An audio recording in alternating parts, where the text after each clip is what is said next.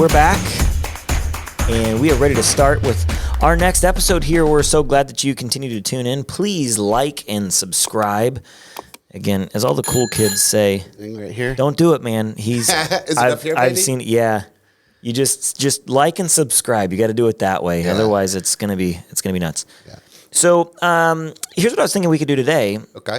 Is let's talk about the circle of life of a business, in which we'll focus in on one area. Okay. But as we know, there are really 4 or 5 key components to any business, which is marketing. Yep. And if we're envisioning a circle of life, maybe we get a graphic on the screen. Up at the top of the circle, there is marketing, which is an important aspect of the business to get your brand out there, whether it's co-branding, whether it's marketing. That could be SEO, that could be print, that could be a lot of different things. Brand recognition. And so we'll hone in on that. The next thing is the sales component of a business. So once you've marketed it, you've got your product out, you've got your brand out, we will talk about the sales component of a business. Then you have the fulfillment side, which could be, if you're in a business like ours, would be the installation component. If you are selling a product, it could be the delivery or the shipment of the widget that is being delivered. And then on the very other side of the circle, you have the customer service and care for the customer side of the circle of life. And all 4 of these things are really the key components of a business. Now, within those 4 spots of a circle of life, you have the hub, which are things like finance and things like HR, if you have one of those. It is kind of the back office, if you will, of the business. Okay. And so what we were thinking about today was talking about marketing, and this circle of life pattern for a business is what popped into my mind. And so what I thought we could do is let's hone in on the first and major key component of the marketing side of a circle of life within a business. It sounds really good. I like how you actually put that in a visual, because these are all things that we deal with on a daily basis, but I don't think I've ever seen the graphic that you're explaining to me very well, by the way. Well, so. I'm thankful to hear you say that. Your face when you are consuming new information is that you're a very astute person, Aaron, which I appreciate very much. Sometimes that astuteness could be confused with pissed offness. And so I was like, he's either loving this or he is hating this. But no, that's kind of where my mind was. A lot of people tell me that. They're like, why do you look mad all the time? I'm like, I wasn't. I was just listening. Yeah, that's my wife and I were actually talking about that over the weekend. She thinks that I should get Botox. She was reading up on how it could make my frown go away or something. Not my frown, but my eyebrows, because it was funny. We were looking at something off into the distance, and I was zooming in, per se, with my eyes, and I was like, look, it's me zooming in. I'm not mad. I'm just trying to see further. And she was like, yeah, you look like you are very, very angry. Yeah. With the brows, that might work. I don't know about your frown, though, because when you're serious, you have a slight frown that makes you look exactly like Grumpy Cat. Yeah. I get that from my dad. Can we get like a picture of that side by side Grumpy Cat and then add him with a serious face? I'm going to look right into this camera. So where do you want to start on the marketing aspect of this? Well, why don't we jump in? So you are you're the marketing brain of our operation. Yeah. In all the businesses that we have. And that's, you've got a really good standpoint of how you focus on marketing. You are not necessarily keen to one avenue. You understand the aspect of coming about marketing from a omni-channel approach, as marketers say, including relationships. Yeah, I think it's really important, because if you want to hit everybody, you have to hit it from different channels. Right. Because some people read newspapers. A lot of people don't. But the demographic that read newspapers is typically your older age, which means they're older, they might be settled in a little more, have a little more money. That may be good for specific things. But if you only do the newspaper, you're going to miss a large chunk of, the people other outside of that category. So then you have social media, you have your Google stuff. So if you want to connect to all these different people, even today, like on TikTok, if you have something that is going to be peddled to the younger generation, like that's a good avenue to get them. And if you're selling something that goes to somebody that's 20 years old, like newspaper's probably not the right deal for that. So I mean that does come into play a lot. Yeah, and I think it's also important to know and understand, yes, how you're going to reach your consumer, but also how your product is involved in your consumer. So for us, for example, I'll take our roofing business. Yep. Our target demographic, if you will, would be the late 30s, 2.5 kids, $300,000 home range, $300,000 to $400,000 home range, and some other things in there. Well, we have to think about how we are going to approach and which avenue is going to put us in front of the most of that person. Right. And so we have to think about, and then we've got other businesses with other products and B2B and other things. But you have to think about how your product also fits within those different categories of, again, how you're reaching your target demographic. Yeah, absolutely. And no matter what, I do believe, I never really realized this until I did a lot of sales and marketing for my family business, but I never realized how important the branding is overall until we opened Indie Roof Company.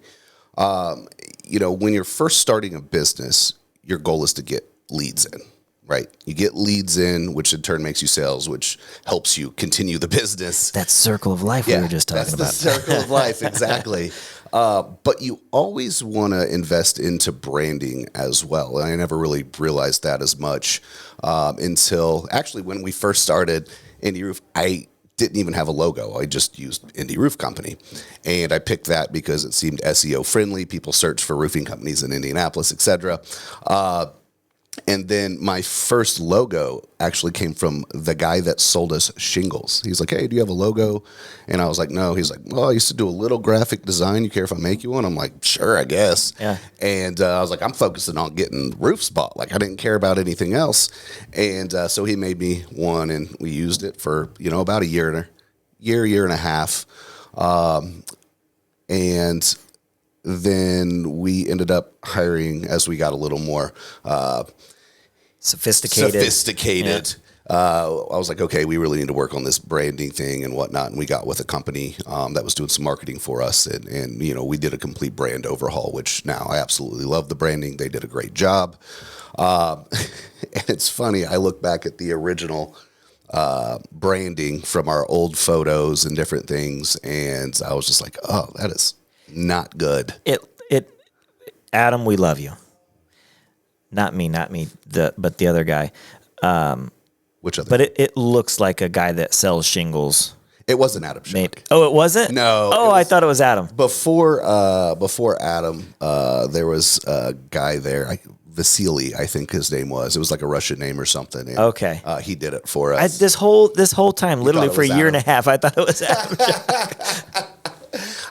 No, it wasn't. And actually, if you look back at the logo, maybe you can insert a photo of the logo here, Durango. But it was slightly inappropriate. Once you saw what could be construed as inappropriate, you can't unsee it. Yeah. And then I was just Which wasn't the intent. Was not the intent. Yeah. The brand rehaul was definitely a good idea. It's a very welcomed thing. Yeah. So, but yeah, that branding is something that people definitely want to focus on, even though your initial reaction as a new company is just going to be get leads, get leads. If you step back and look at stuff today, like I do now, you can say, okay, I can tell that this is, a very good, sophisticated company, or they put a lot of money into their logo, their branding, and you can tell the ones that were like, hey, you picked this off like a clip art board. Yeah. They have the same, house, like for roofing, like there's a lot of them that have just the same house and everything. Like literally that's the same as the next three down. So I definitely feel that people need to focus on that, even though it's harder to do from the beginning. Yeah. And I also want to make sure that we're clear that what we do is a lot of trial by error, or trial and error, I should say. Yes, 100%. And it's because we like doing that. We know that we could hire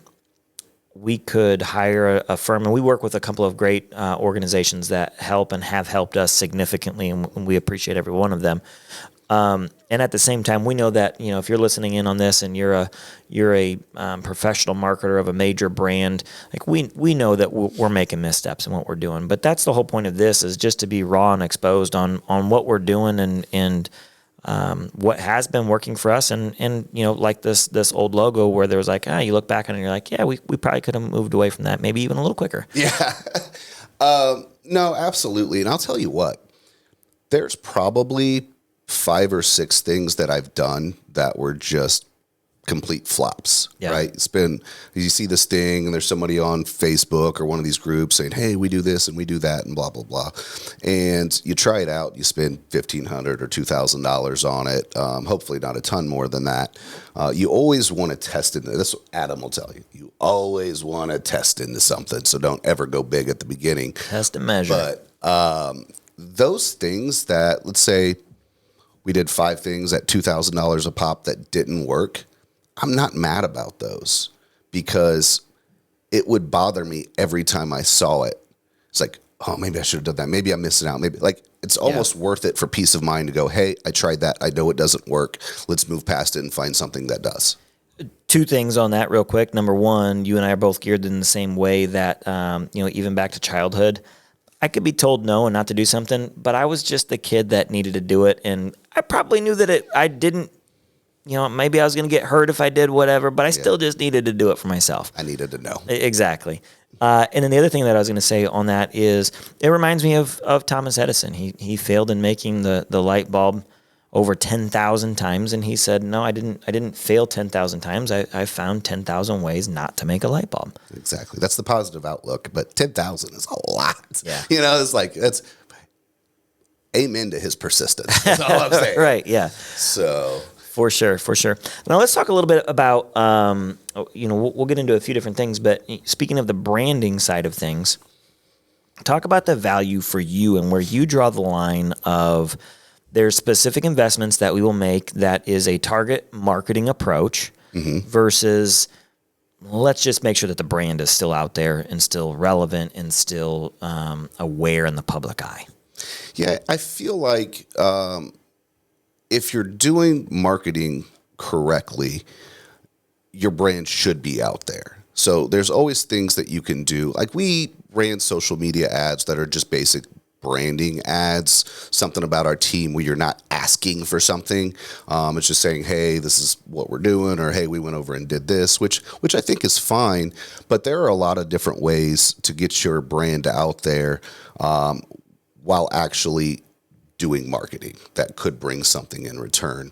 Or there's free ways to do things to get your brand out there that doesn't necessarily make you money per se off of that exact thing, but it keeps you in front of people and keeps you top of mind. Give us a couple of examples of those free things. Recently, we did some co-branding with a couple other companies.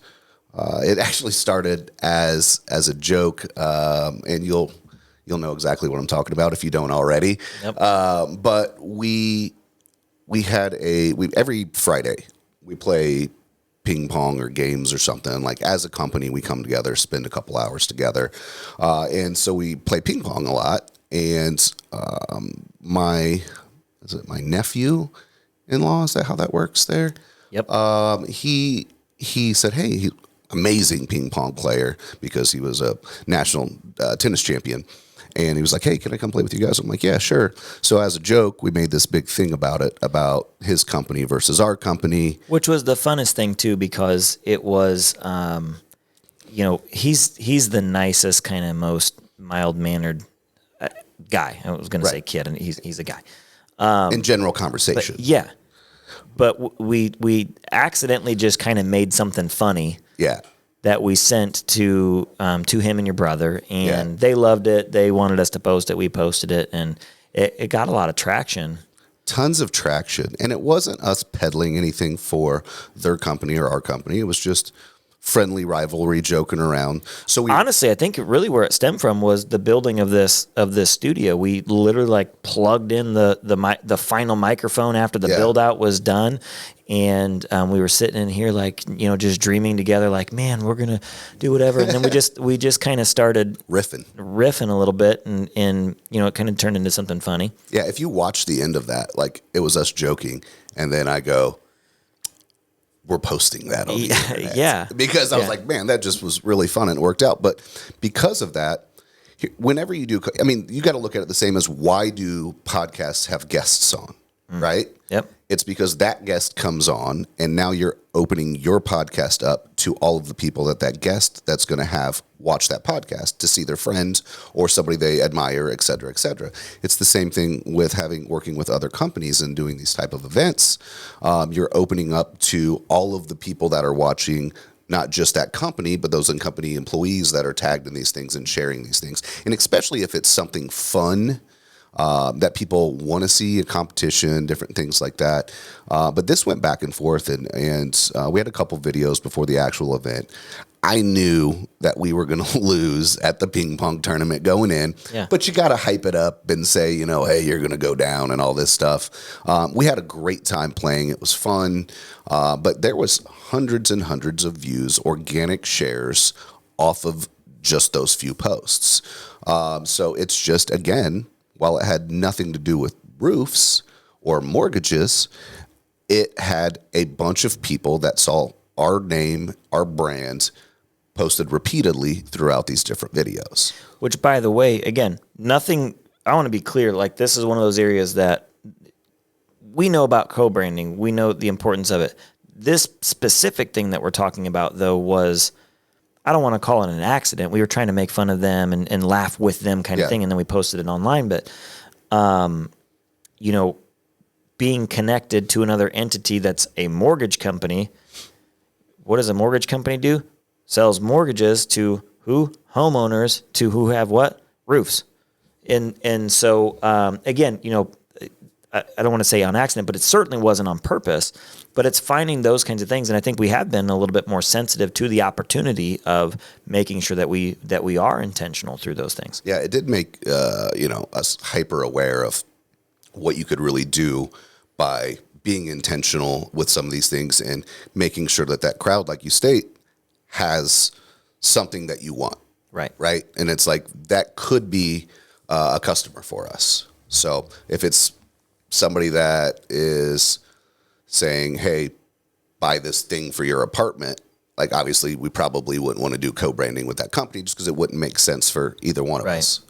So it was fun. Last thing I'll say on that one, we can move on, but it was fun. I got texts after that from 3 different former colleagues of mine that now they work in marketing in, it's actually 3 different publicly traded billion-dollar businesses, and they text me and said, it's amazing. You're marketing in this, and I'm like, what are you talking about marketing? We were just having some fun. They're like, it was perfect, and here's list 2 or 3 points on why. So that was cool.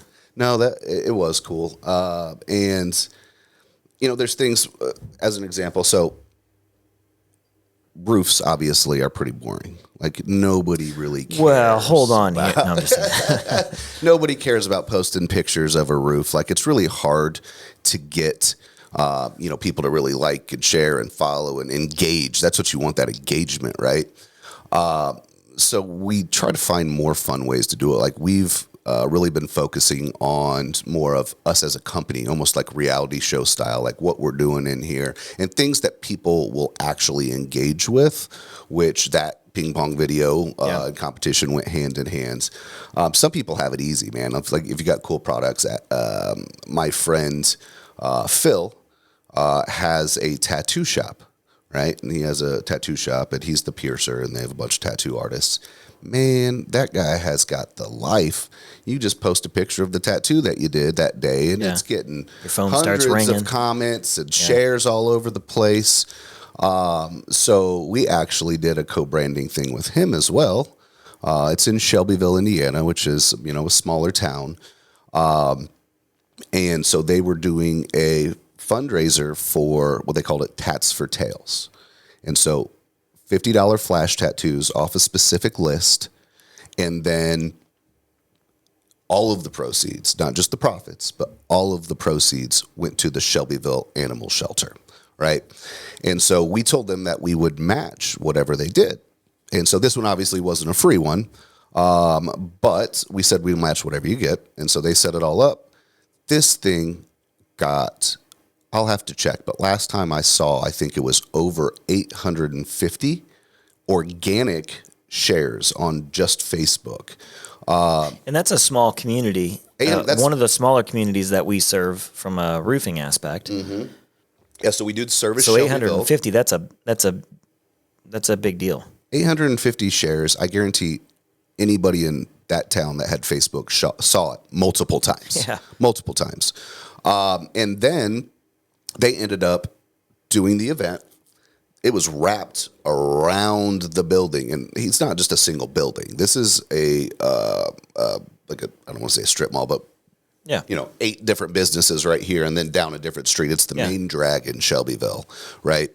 And was wrapped around there. They did the event. They had a lot of stuff going on there, and then we went on to do the announcement on the news. Had us all to do the announcement for the reveal after that, and these guys did for $50 a tattoo. I believe what was it, 200 tattoos? Whatever the number was, it was $10,000. Yeah. So we ended up matching them $10,000 and gave $20,000 to the Shelbyville Animal Shelter, which they told me in the last 5 years of fundraising, they hadn't raised that much total. Which was fun. Out of all 5 years. So that was amazing, but it's all because of the power of having something that people want to engage with and share. So they believe in the cause that was there, and sharing these tattoos and different things that their people and friends and family are getting were great.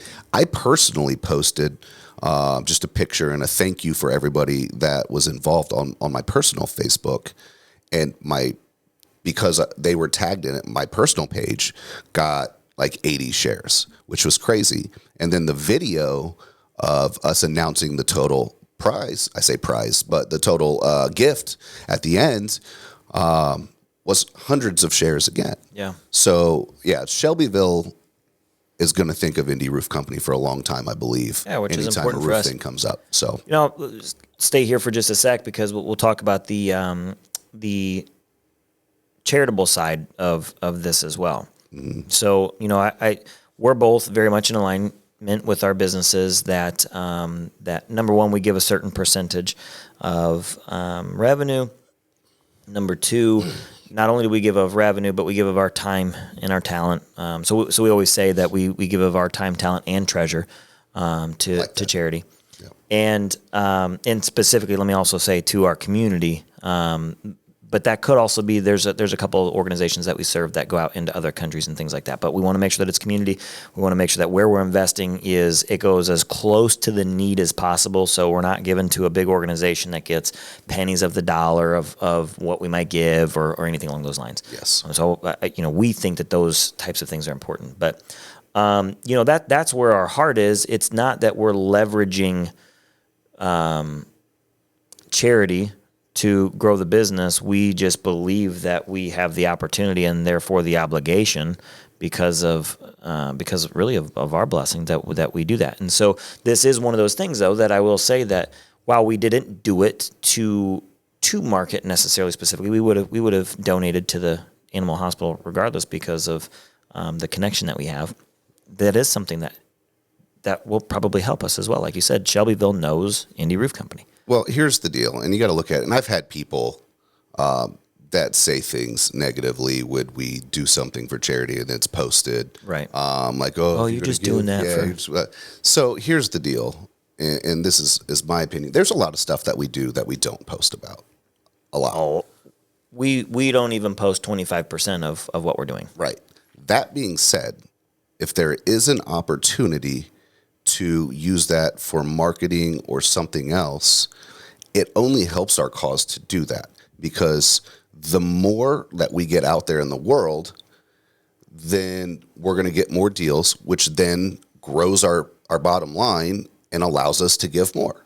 Yeah, It's a perpetuating thing throughout this. exactly. And if we're doing these different things, if we get invited on the news or, basically, some big things like that, or we can get a backlink to one of the organizations where they post our logo and a backlink to our website on their website, it only helps to grow our company. And if we're donating, 1% of our gross proceeds, then obviously those people would want that 1% to be as big as possible. Yeah. So that's how I look at it. The people that say anything negative, I tend to ignore. Yeah, and something that was really eye-opening for me, actually just today, was speaking with one of the individuals at an organization that we serve, and this one in particular. We'll post some things about it because it's a great charity here in Indianapolis.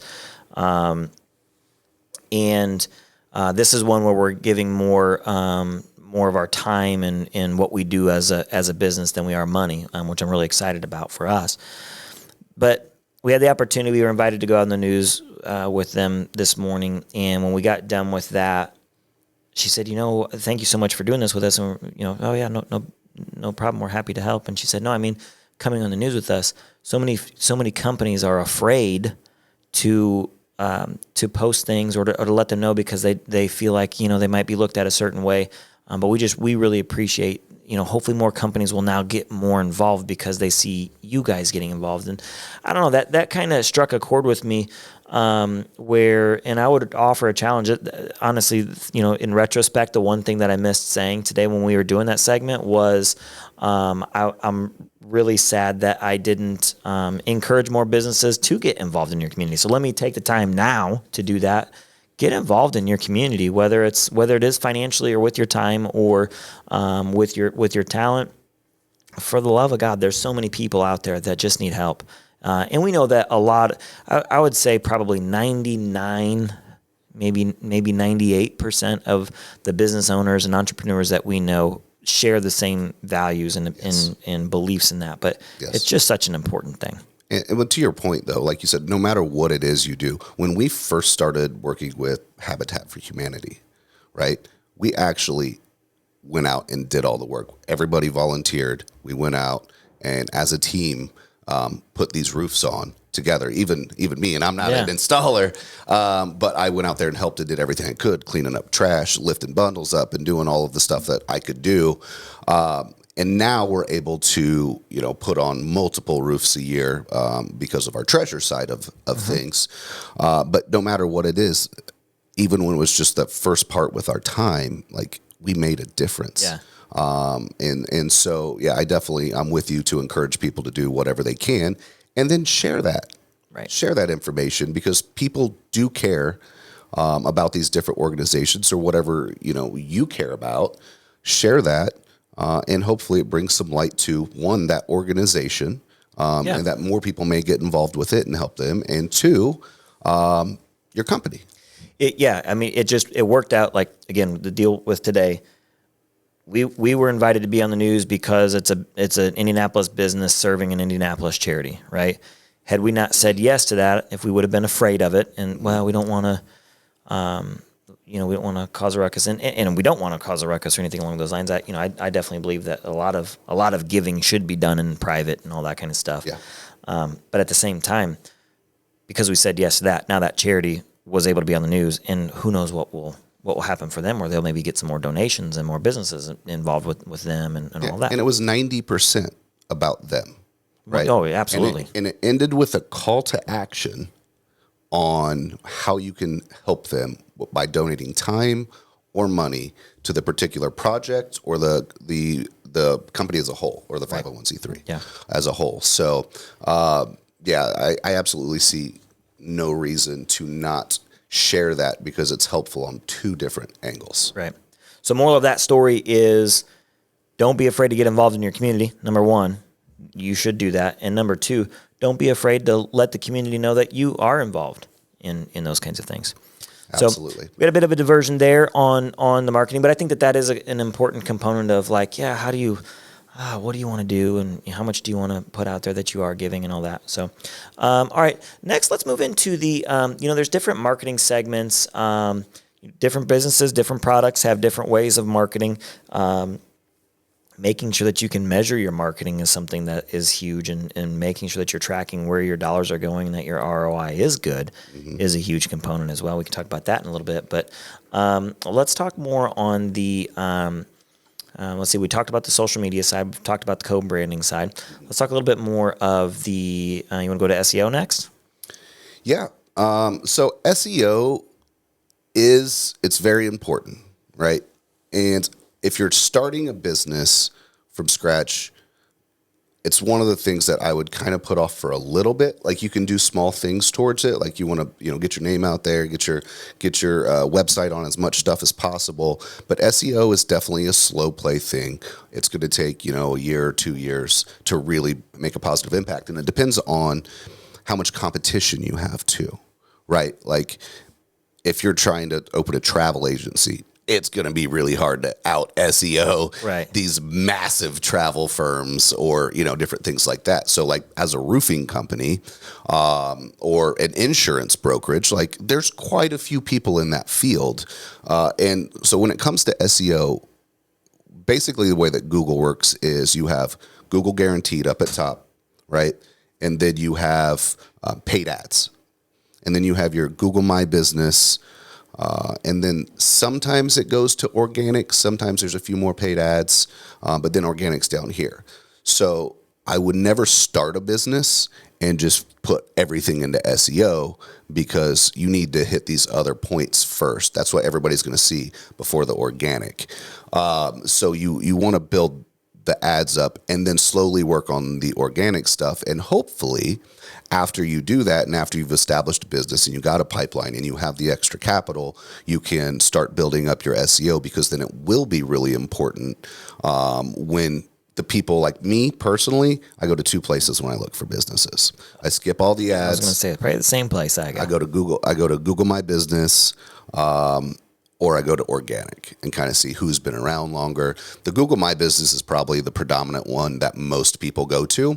And there's 3 people that show. They call it the map pack. And so you want to be in those top 3 to get on there. And then you have the organic. You want to get your SEO as high as possible to be there. So those are the most important. But tons of people click on the ads as well, just not me. Yeah. And there are great firms. So this is something that I actually, number one, give you a lot of credit to really being self-studied very well on this. But then also knowing at a certain point in time, let's put a little bit more horsepower behind this and let's hire someone that can help. And that's what we've decided to do here. Now, what's great is obviously you still have that knowledge where we've got great checks and balances, but we've got a great organization that we work with to help us, bolster our efforts and our online presence. So as a small business, I think that it's, learn this for yourself, number one. Yes. Because it's gonna pay off whether you transfer that to someone else or you maintain it yourself. You want to learn and consume this information as quickly as possible and as thoroughly as possible. And on that point too, like, I don't know like how to like blog and do the SEOs and build websites from scratch. I have built 2 websites from scratch, but I'm sure they weren't very good. Yeah. But you want to know enough on how to analyze it so that you're not getting taken advantage of. Right. Years ago, when I started my first business ever with a friend of mine, I had said something. I was like, "Oh yeah, I'll just hire somebody to take care of all of that." And he was like, "Always learn it yourself first, because if not, it leaves you open for somebody to take advantage of you." Right. Which in SEO, there are a lot of people that say, "I'm doing SEO," yeah. and then you spend thousands of dollars or tens of thousands or hundreds of thousands and then find out later that they've done almost nothing. So you want to at least be able to analyze different things and see the results. And the good firms will give you monthly reports showing this is what I've done every single month. And you'll know enough to go, okay, I can see that this is correct and this is correct and this is correct. So. Right. Yeah, absolutely. Very good. All right, next component to move on to then would be print and having a physical footprint where customers can see you yet in another location, which is, from a print perspective, would be mostly in a mailbox or in a handout, something along those lines. I think print is going to come down to, and this is the one I've probably, just for clarification, done the least of. But I do believe that product matters on print, what you're doing. With home services, I believe that without some sort of trigger, like to do postcards or flyers or mailers, the return is less than 1/4%. And as mail gets more expensive, I mean, you have to have a good, solid return and probably a high margin product. Yeah. If you want to go to print, like if you're selling pencil toppers, unless you're in a value pack or something like that, that's Right. very minimal. You're looking at for postcards, maybe around. And I haven't done these for a while, but I think last time we were looking at them, they were maybe around 60 to 70 cents per postcard. I don't hold me to that, but I remember we did 10,000 mailers. One of the last times that we did it, and it was pretty close to $10,000. So like, I think after adding in all the prints and everything else, and then the postage, like it's almost $1 per, now that I'm remembering.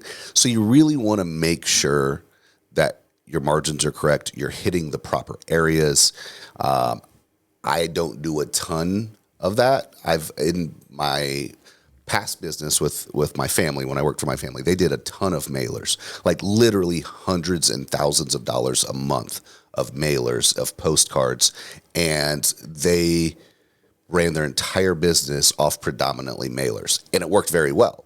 And I believe for your last company, you guys did a lot of mailers and stuff as well, if I remember us talking about it correct. Yeah. How did those work for you guys?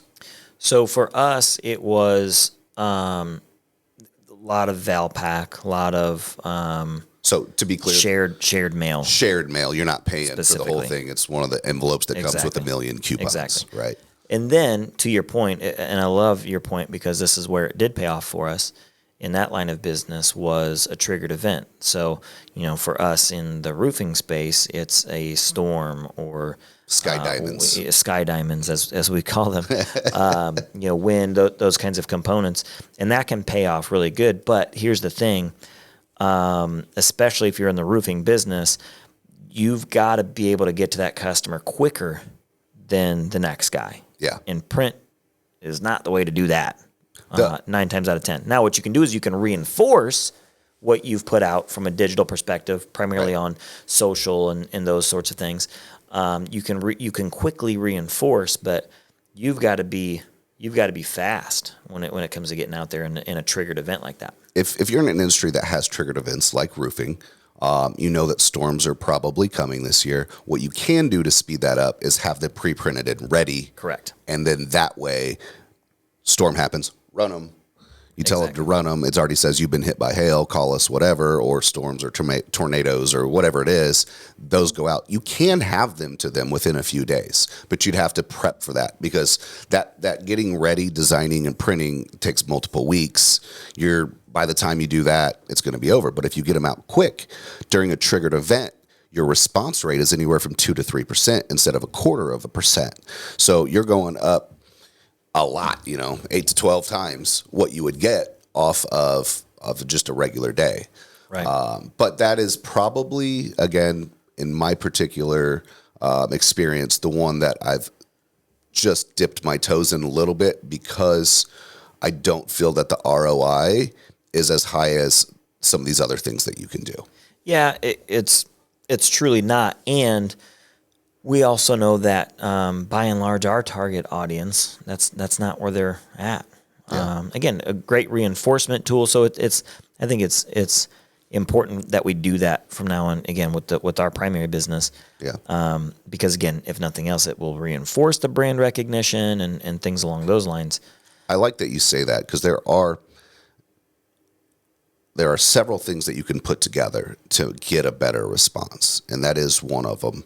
But as you know, in most businesses, it takes 3 to 5 touches before somebody buys, right? So what we would do sometimes is we would do some sort of mailer, even if it wasn't like a postcard to tens of thousands of people. You could do it to a neighborhood, run a social media ad, and then go knock the doors. And by the time you're knocking doors, they're seeing you on for the third time. Right. So that's getting you the touches that you need. So they're remembering you once you get to that point. So added in, it is a value add to this multiple touch method. Yep. Which is critically important, especially then you bolster that with door knocking and things along those lines if you have a product that you can succeed that way. You can sell anything at the door, right? Yeah. Yeah. I don't know what you couldn't sell at a door. Somebody is going to tell us in the comments what you cannot sell at a door. So 100%. Yeah, I'm sure that you're right. Thanks for letting us know. I'm sure that you're right. I'm just not thinking of it off the top. Probably of my most head. of the types of things that we wouldn't want to say on this podcast. Yeah. We'll have to hide your comments if it's like or not. I don't know. So, those are the major components from a marketing perspective. Yeah. Anything else in your mind when it comes to that driving force of a business? Relationships. Oh my gosh! How could I have forgotten? Almost every single business can have some sort of positive response from relationships. That was planned, by the way. Yeah. That was planned. Relationships is a huge part. I mean, what people can help you out in your business and can reciprocate that. You can bring value to each other. We've got relationships with some HVAC companies that get on roofs because they're looking at the units and they're like, this roof's crap. And then they refer us to talk to the owner. And then if we have an HVAC job, we send it back to them. Right. We work with realtors. We work with insurance agents. We've worked with home inspectors. So there are a lot of different people that can feed each other. Mark actually worked with one home inspector, and he was an older gentleman, 70-something years old. He didn't want to get on roofs anymore. So Mark would come over. Mark's one of our sales guys. He would go over and do the full roof inspection for him, take photos, do everything to give him. Sometimes the roof had damage. Sometimes it didn't. I mean, that's a gamble, just like anything. Like anybody that takes a sales call, it's not a guaranteed sale. Right. You don't know what you're getting. So Mark would go do that. Sometimes he got business out of it. Sometimes he didn't. But this guy called him for every single roof inspection. So he got to get on an extra 10 roofs a month for helping this guy out. And the guy was super happy because he didn't have to get on roofs anymore. Right. Yeah, the relationships are a key component. If our business grew as quick as it did and got us to where we are, it would be, I would say, relationships and online presence. Well, it's skewed slightly with the online presence just because I really dug into social media marketing because I didn't want to door knock. And I was like, if I can fill up my pipeline any other way, I will. Right. And so I got into Facebook marketing and all this stuff. So it wasn't really skewed. It was just that you hated door knocking. Well, I'm getting to the skewed part. But I was okay with it, like around builds and stuff like that. But I wasn't a huge fan of going out and doing it. I did it. But once I built up my pipeline and my schedule was full, I didn't have to. Right. Which was cool. But anyway, so how it was skewed slightly is I got really good at Facebook marketing. And then in the roofing industry, it's predominantly door knocking is what a lot of people do. And now it's evolving now, especially after what I'm about to say. Corona happened. We might have to beep the rest of this conversation out, but go on. I'll be quick with the beep in our editing. So Corona happened, shut down everything, right? Can't door knock. Like I coughed once at a gas station. And I thought a lady was going to jump on the roof. She looked at me like I was vile. And I was like, it's cool. I don't have corona. She's like, okay. And like skirted off. That's what everyone would say. Every sneeze or cough would hit you. I don't have COVID, I swear. You pleading your case. It's just a little. But you couldn't do anything. So nobody could knock doors. And not enough roofers had learned that aspect of things yet. And I was crushing it. I was getting leads because I had that down. I didn't care about door knocking, so I was doing contactless inspections. So a ton came from Facebook, social media marketing. Mm-hmm. Now, it's leveled off now after Corona. Everybody learned how to do it in our space, so it's we don't do near as much as we used to. I would say our primary leg would be relationships, and just our brand recognition now. I think actually, though, time will tell on that because we're also in a non-storm year, which is going to impact that social media marketing. So 100%. I'm interested to see when the next storm comes around. Yes, there's going to be more players. I think that we do still hold enough secrets. We're just not going to get $5 leads anymore. They're going to bump up to. Can you get anything for $5 anymore, though? I mean, No. Seriously. Viewers, let us know in the comments. No, I'm Yeah. kidding. So yeah, I definitely believe the cost will go up, but I mean, it's changing. I'm seeing that a lot of people. My wife is a realtor, and she's talked to some people that are getting leads for $1 on YouTube. So I think it just constantly changes. TikTok's growing. I think that TikTok is going to be an avenue. Right now, it's a little bit younger, but it's getting older and older as it goes on. I think these different social medias that pop up, it's just going to have to continually stay in front of the curve on what's working, and that goes back to our initial point of trying things. Spend $500 on marketing on a specific channel or something that's measurable, so you know if you're getting a return on it or not. And if it doesn't work, cool. Well, you've tried it. But I believe you have to constantly. Just since we've started, it's shifted 2 or 3 times on what we focus our money and our marketing strategies on, because it's forever evolving. And that's something that I think is number one, transcendent of industry, and number 2, that will always take place. There will always be ebb and flow of where people are consuming the information. Absolutely, especially in today's day and age.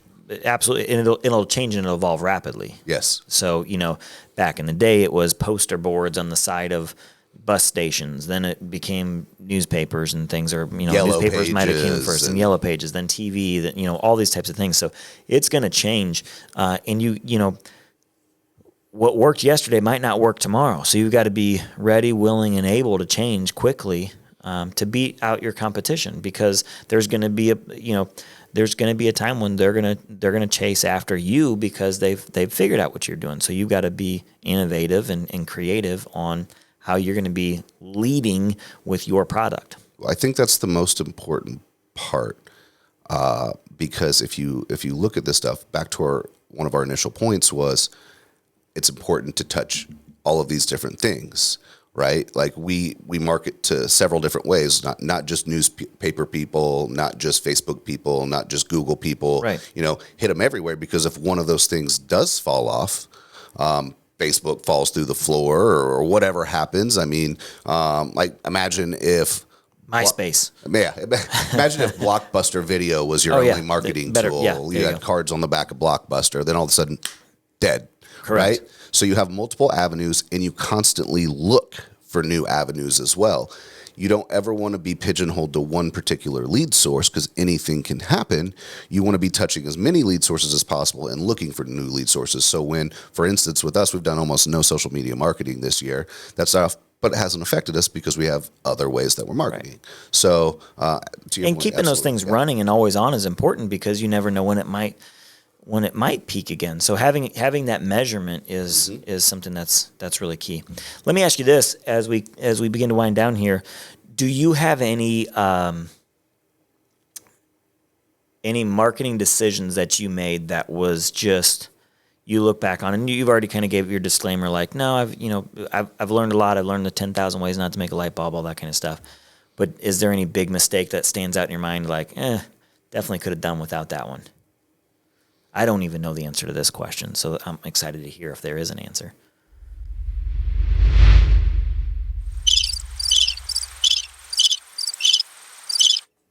Yeah, okay. Stewing on it, I can't think of anything that I have done that has been just a massive misstep. And it's not saying that I did everything right. It's just... Nothing fell into that category of like catastrophic. Right. The things that I did do that didn't work, like I said, it's now I know type of deal. So yeah. I wish I had a better answer for. Actually, I don't wish I had a better answer for you. Yeah. Like, I'm happy that we don't have bring any that of those, down a notch. I'm sure there are plenty of stuff that could have fell into that category, but I just personally haven't hit one of those. So yeah. Well, that's great. Yay for us. Marketing is obviously a huge part of a business. It takes all the components that we talked about when it comes to the circle of life. So I don't mean to put it higher than any other, because it really does take it, it's a life cycle. It really is a life cycle of a business, but it is certainly an important aspect, and there's a right way and a wrong way to do it.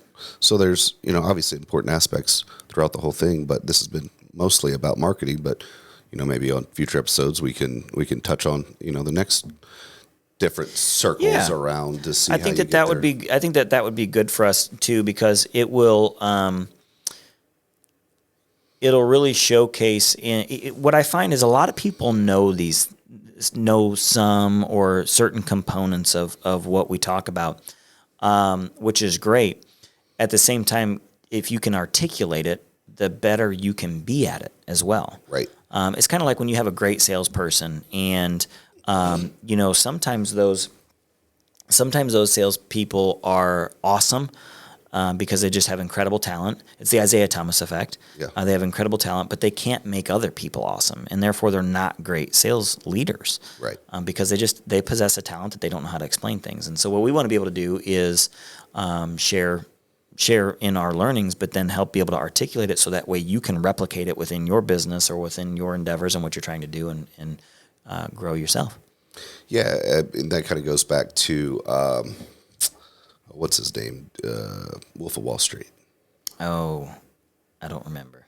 I'm drawing a blank here, but our producer needs to Google that real quick. Yeah. And but anyway, I was going through his Leonardo DiCaprio. Yeah. I know that's not the name you're looking for. But he had a training program where he was talking about that and how he actually taught the people in that movie to replicate what he was doing. It was, the tonalities is his training and the way that he did it.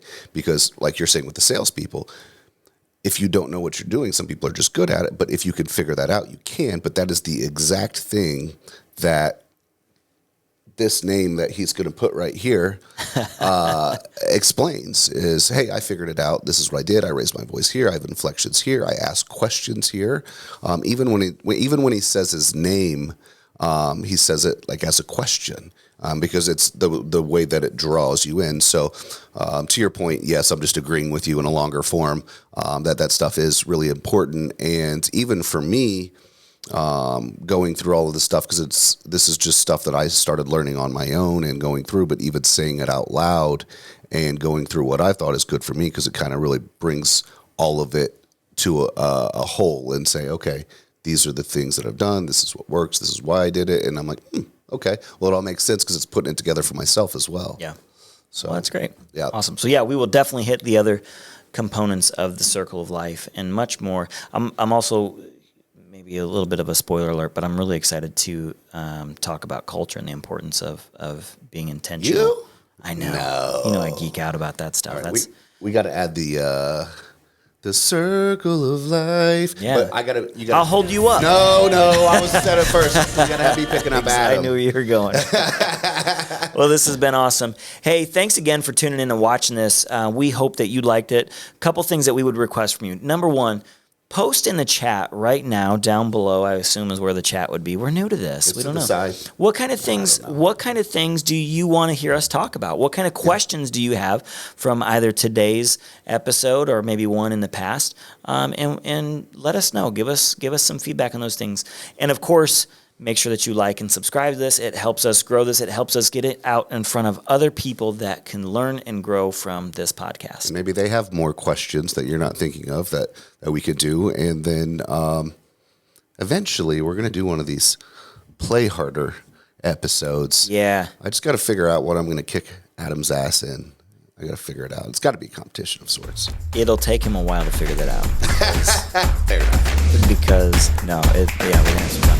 Well, it's been great. Thanks so much. Thanks, guys.